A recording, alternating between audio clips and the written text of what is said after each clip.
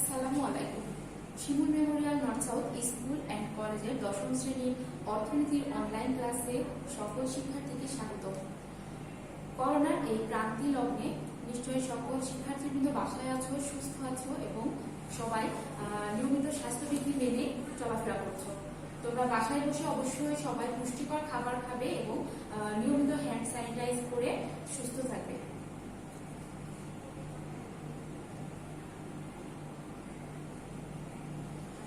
আজকে তোমাদের দশম অধ্যায়ের উপরে ক্লাস নেওয়া হবে।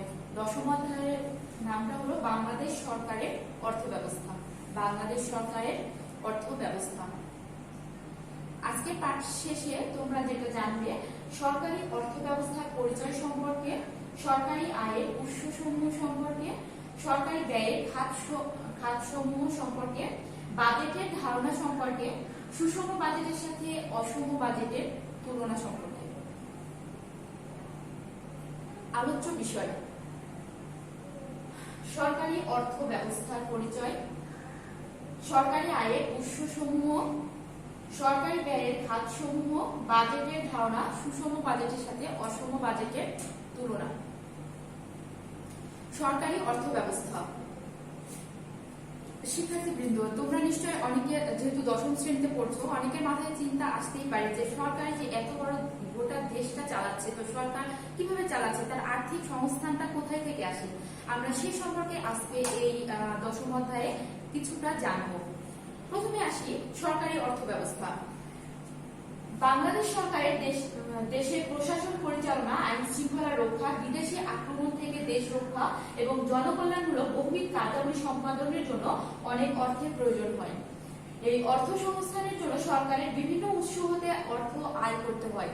নির্দিষ্ট সময়ের সম্ভাব্য সরকারি আয় ব্যয়ের হিসাব বিবরণীকে বাজেট বলে। আর এসব বিষয়ের আলোচনা সরকারি অর্থ ব্যবস্থায় হয়ে থাকে। তাহলে আমরা এখান থেকে একটা প্রশ্ন হতে পারে যে সরকারি অর্থ ব্যবস্থাটা কি। সরকারি অর্থ ব্যবস্থাটা হলো অর্থনীতির যে শাখায় সরকারের আয়, ব্যয় এবং ঋণ সংক্রান্ত বিষয়গুলো নিয়ে আলোচনা করা হয়, সেটাই হলো সরকারি অর্থ ব্যবস্থা। তাহলে সরকারি অর্থ ব্যবস্থাটা হলো অর্থনীতির যে শাখায় সরকারের আয়, ব্যয় এবং ঋণ সংক্রান্ত বিষয়গুলো নিয়ে আলোচনা হয়, সেটাই হলো সরকারি অর্থ ব্যবস্থা। এখন বাংলাদেশ সরকারের আয়ের উৎস।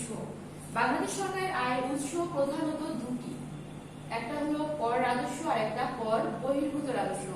এই যে বলছি কর রাজস্ব আর কর বহির্ভূত রাজস্ব, আমরা প্রথমে জেনে নিই যে করটা কি।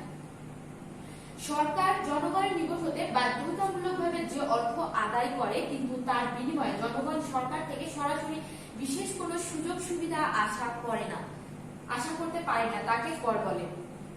তাহলে কর হলো সরকার জনগণের নিকট হতে বাধ্যতামূলকভাবে যে অর্থ আদায় করে, কিন্তু তার বিনিময়ে জনগণ সরকার থেকে সরাসরি বিশেষ কোনো সুযোগ সুবিধা আশা করতে পারে না, তাকে কর বলে। সরকার দেশের নিবাসী বা অনিবাসী ব্যক্তি, বিভিন্ন ব্যবসায় ও শিল্প প্রতিষ্ঠান এবং পণ্যের উপর যে কর ধার্য করে, তা থেকে প্রাপ্ত আয়কে কর রাজস্ব বলে। এখন সরকারের কর রাজস্বের উৎসসমূহ কি কি। সরকারের কর রাজস্বের উৎস 5টি প্রধান উৎস, সেই উৎসগুলো সম্পর্কে আমরা জানবো। প্রথমে বলছে আয় ও মুনাফার উপরে কর। আয় ও মুনাফার উপর কর। কোন ব্যক্তি বা কোম্পানির আয়ের উপর যে কর ধার্য করা হয়, তাকে আয়কর বলে। তোমাদের জ্ঞানমূলক প্রশ্ন অনেকবার এই প্রশ্নটা আসার মতো একটা প্রশ্ন যে আয়কর কি। তাহলে আয়করটা হলো কোন ব্যক্তি বা কোম্পানির আয়ের উপরে যে কর ধার্য করা হয়, তাকে আয়কর বলে। বাংলাদেশ সরকারের আয়ের একটি অন্যতম উৎস হলো আয়কর। যাদের বার্ষিক আয় পুরুষের ক্ষেত্রে 2.5 লক্ষ টাকা এবং মহিলাদের ক্ষেত্রে 3 লক্ষ টাকা যদি বার্ষিক আয় হয়, তাহলে সরকার তাদের উপরে আয়কর একটা কর ধার্য করে। এরপরে আসছে মূল্য সংযোজন কর। মূল্য সংযোজন কর। বাংলাদেশে মূল্য সংযোজন করটা চালু হয় 1991-92 অর্থ বছর থেকে। তোমাদের জ্ঞানমূলক প্রশ্ন হয়ে থাকে মূল্য সংযোজন কর কত সাল থেকে চালু হয়েছে। তাহলে মূল্য সংযোজন করটা চালু হয়েছে 1991-92 অর্থ বছর থেকে। এখন মূল্য সংযোজন করটা কি। মূল্য সংযোজন কর হলো উৎপাদন ক্ষেত্রে কাঁচামাল থেকে শুরু করে চূড়ান্ত দ্রব্য পর্যন্ত উৎপাদিত হতে বিভিন্ন ক্ষেত্রে যে বিভিন্ন পণ্যের উপরে কর ধার্য করা হয়, এর একত্রটা হলো মূল্য সংযোজন কর বা ভ্যাট। Value added tax. ভ্যাটের পূর্ণরূপ হলো ভ্যালু অ্যাডেড ট্যাক্স। এরপরে আসছে আমদানি শুল্ক। এই যে বাংলাদেশ তো স্বনির্ভর নয়, বাংলাদেশ এখন উন্নয়নশীল দেশ, আমাদের বিভিন্ন পণ্য আমদানি করতে হয়। এই আমদানিকৃত পণ্যের উপর যে কর ধার্য করা হয় তাকে বলা হয় আমদানি শুল্ক। এরপরে আসছে আবগারি শুল্ক। আবগারি শুল্কটা কি? দেশের অভ্যন্তরে উৎপাদিত ও ব্যবহৃত দ্রব্যের উপর যে কর ধার্য করা হয় সেটা হলো আবগারি শুল্ক। তোমাদের জ্ঞানমূলক প্রশ্ন অনেকবার অনেক এসে থাকে যে আবগারি শুল্ক কি, আবগারি শুল্ক বা এক্সাইজ ডিউটিস কি। এক্সাইজ ডিউটিস কি? দেশের অভ্যন্তরে উৎপাদিত ও ব্যবহৃত দ্রব্যের উপর যে কর ধার্য করা হয় তাকে বলা হয় আবগারি শুল্ক। আবগারি শুল্ক বাংলাদেশে প্রধানত চা, সিগারেট, চিনি, গ্যাস প্রভৃতি দ্রব্যের উপরে এই আবগারি শুল্ক আরোপ করা হয়। এরপরে আসছে সাপ্লিমেন্টারি ডিউটিস বা সম্পূরক কর। সাপ্লিমেন্টারি ডিউটিস বা সম্পূরক কর। এই যে বিভিন্ন কারণে সরকার অনেক দ্রব্য সামগ্রীর উপর আবগারি শুল্ক, কখনো মূল্য সংযোজন কর, কখনো আমদানি শুল্ক আরোপের পরে, এগুলো আরোপের পরে যে অতিরিক্ত শুল্কটা আরোপ করে সেটা হচ্ছে আমাদের সম্পূরক কর। শিক্ষার্থীবৃন্দ, আমি প্রথমে বলেছি কর রাজস্বের প্রধান 5টি উৎস। সেই 5টি উৎস আমাদের আলোচনা হলো আয় ও মুনাফার উপর কর, মূল্য সংযোজন কর, আমদানি শুল্ক, আবগারি শুল্ক, সম্পূরক কর। এছাড়াও অন্যান্য যেসব পণ্যের উপরে শুল্ক বা কর আরোপ করা হয় সেগুলো হলো মাদক শুল্ক, যানবাহন কর, ভূমি উন্নয়ন কর, নন জুডিশিয়াল স্ট্যাম্প ইত্যাদি, এগুলোর উপরেও কর আরোপ করা হয়। আর এগুলো সবই সরকারের কর রাজস্বের উৎস। এবার আমরা জেনে নিব কর বহির্ভূত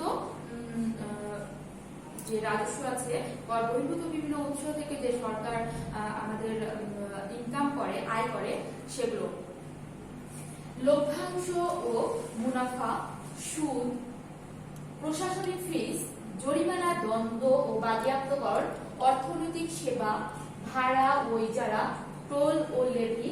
এই ভাড়া ও ইজারাটা সরকার কোথায় থেকে? ভাড়া ইজারাটা কি? ভাড়া ইজারা হলো আমাদের যে বিভিন্ন বাজার আছে, তারপরে নদীর ঘাট আছে, এগুলো থেকে যে বিভিন্ন কর বা করটা আদায় করে সেটাই হলো ভাড়া ও ইজারা। টোল ও লেভি হলো বিভিন্ন সেতুর সাথে সম্পর্কিত। তোমরা জেনে থাকবে, আমরা যখন ঢাকায় যাই বা যে যমুনা সেতু আছে, এখানে গাড়ি দাঁড় করিয়ে দেখা যায় যে বিভিন্ন দায়িত্বপ্রাপ্ত ব্যক্তিগণ গাড়ি থেকে বিভিন্ন চাঁদা আদায় করে, এটাকে টোল ও লেভি বলা হয়। এবারে আসছে অবাণিজ্যিক বিক্রয়, রেলওয়ে, ডাক বিভাগ ইত্যাদি, এগুলো হলো সরকারের কর বহির্ভূত আয়ের উৎস। এবার আমরা জানবো বাংলাদেশ সরকারের ব্যয়ের খাতসমূহ। বাংলাদেশ সরকারের ব্যয়ের খাতসমূহ।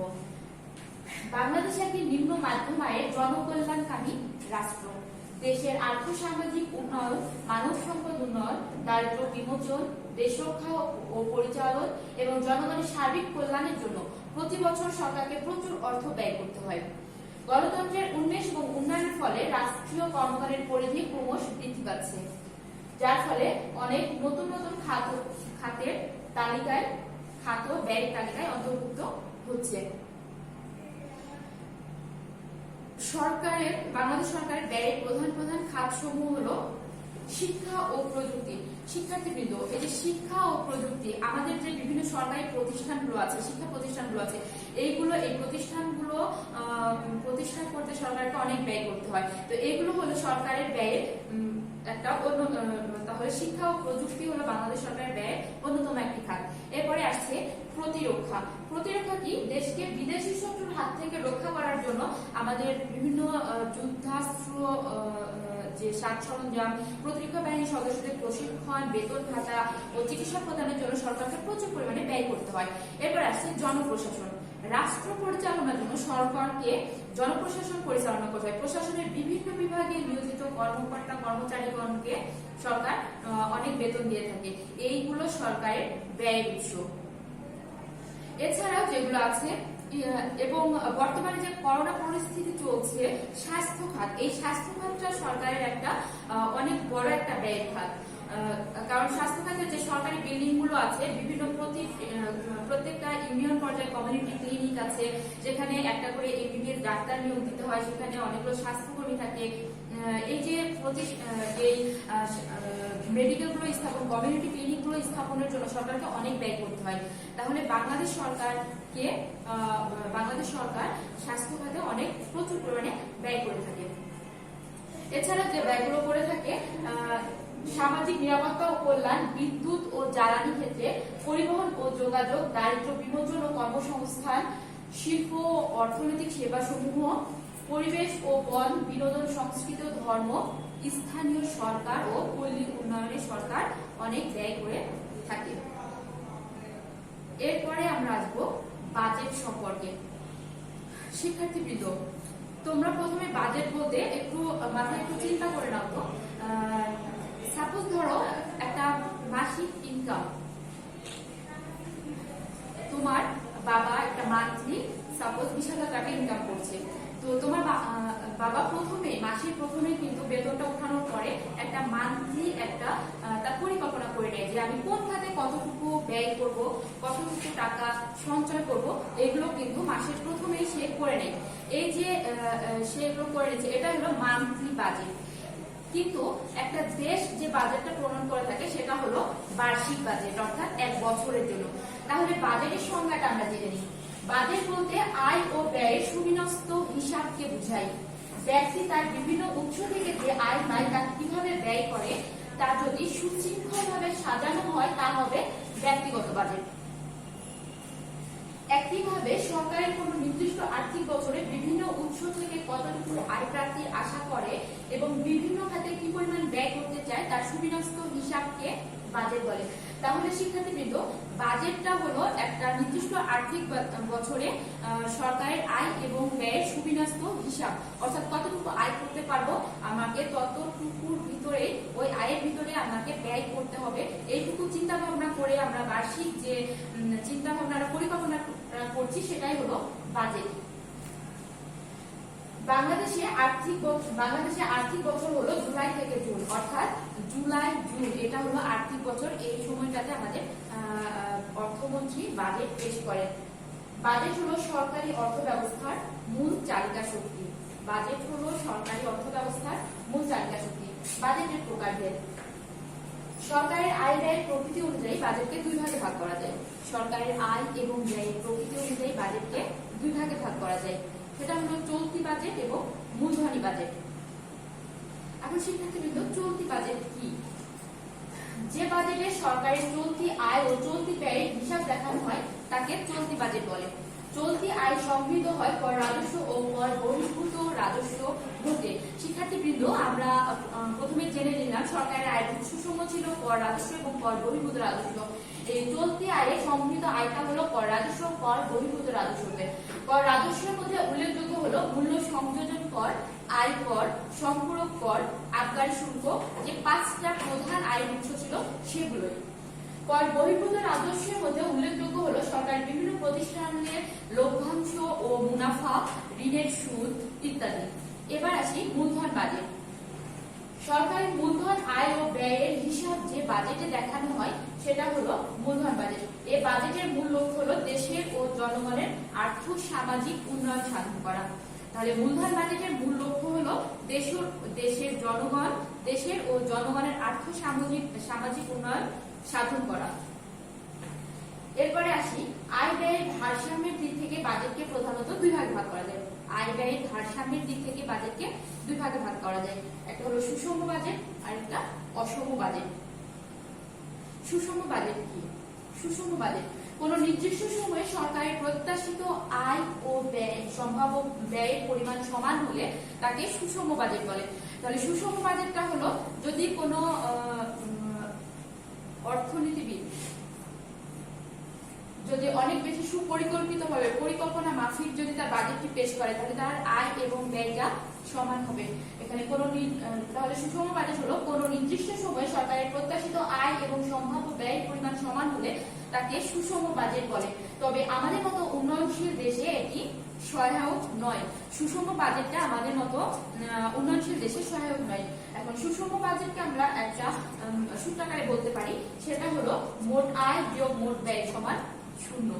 অর্থাৎ মোট সুষম বাজেট আমরা যদি সূত্রটা মনে রাখি তাহলে কিন্তু সুষম বাজেটের সংখ্যাটা খুব সহজেই আমরা বলতে পারবো।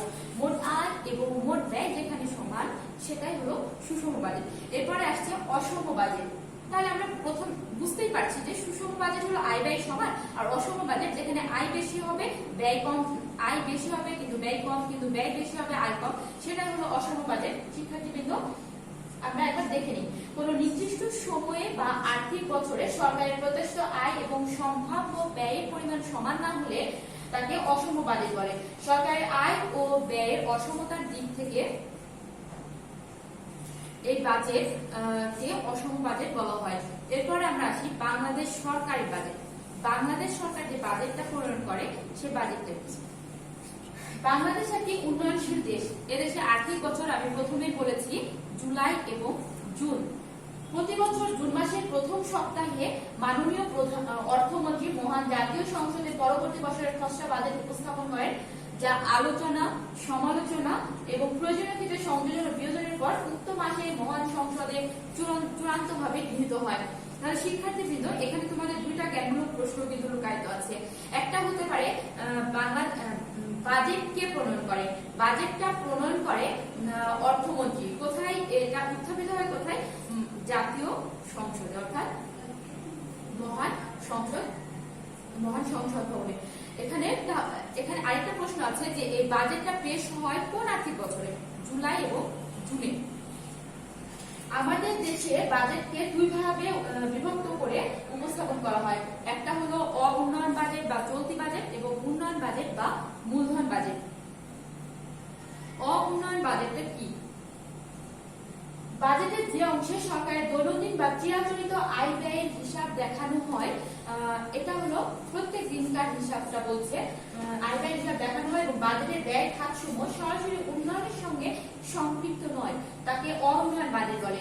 এই বাজেটের মূল লক্ষ্য হলো দেশ রক্ষা এবং দেশের প্রশাসন সুষ্ঠুভাবে পরিচালনা করা। অর্থাৎ অ-উন্নয়ন বাজেটটা আমাদের দৈনন্দিন যেটা প্রয়োজন, যেটা মৌলিক প্রয়োজন, সেগুলো পূরণের জন্য যে ব্যয়টা হয় সেটা হলো অ-উন্নয়ন বাজেটের অংশ। এটা দেশের উন্নয়নে সম্পৃক্ত নয়। এরপরে আসছে উন্নয়ন বাজেট। বাজেটের যে অংশ উন্নয়নমূলক কার্যক্রমের আয় ব্যয় হিসাব দেখানো হয় তাকে উন্নয়নমূলক বাজেট বলে। এই বাজেটে বাংলাদেশ সরকারের বার্ষিক উন্নয়ন কর্মসূচির বিস্তারিত বিবরণ ও সম্ভাব্য ব্যয়ের পরিমাণ এবং অর্থ সংস্থানের উৎসের বিবরণ লিপিবদ্ধ থাকে। উন্নয়ন বাজেটের মূল লক্ষ্য হল পরিকল্পিত উপায়ে অর্থনৈতিক উন্নয়ন ও প্রবৃদ্ধি অর্জন করা।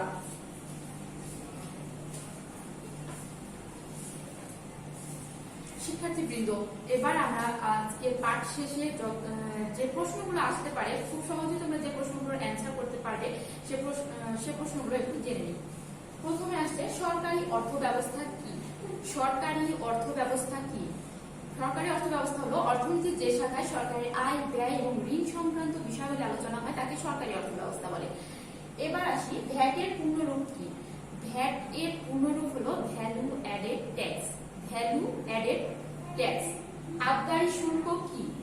আবগারি শুল্ক দেশের অভ্যন্তরে উৎপাদিত পণ্য সেবার উপরে যে কর ধার্য করা হয় সেটা হলো আবগারি শুল্ক। বাজেট কাকে বলে? বাজেট হলো সরকারের আয় ও ব্যয়ের একটা সুবিন্যস্ত হিসাব। বাজেট হলো সরকারের আয় এবং ব্যয়ের একটা সুবিন্যস্ত হিসাব।